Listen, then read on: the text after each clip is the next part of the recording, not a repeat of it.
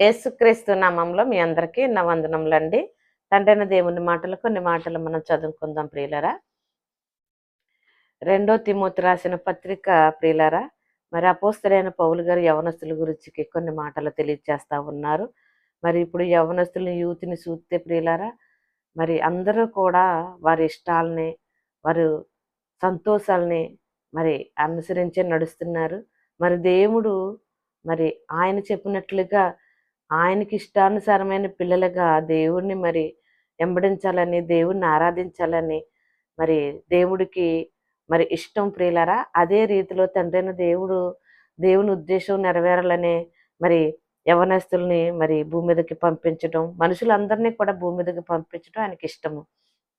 అయితే మరి అపోస్తలుడైన పౌలు గారు యవ్వనస్తుల గురించికి దేవుడు మరి మాటలు తెలియచేస్తా ఉన్నాడు ప్రియులారా. 2 తిమోతి పత్రిక 2:22 ప్రియులారా.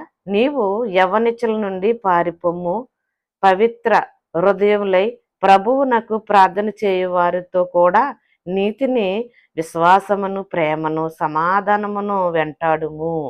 ప్రియులారా, మరి లోకంలో ప్రతి ఒక్కరిలోని కూడా, ప్రతి యూత్‌లోని కూడా, ప్రతి యవనస్తుల్లోని కూడా ఇప్పుడు నీతి లేదు.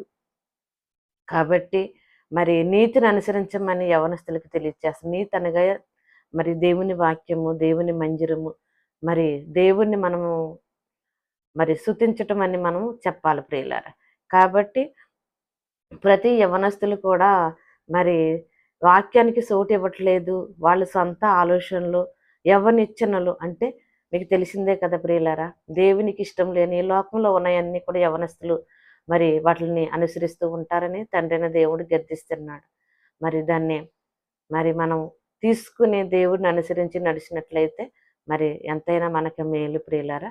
దేవుడు కోరుకున్నది మరి ఆయనకి పరిశుద్ధులుగా, నిర్దోషులుగా కావాలని. మనలో ఏముందనేది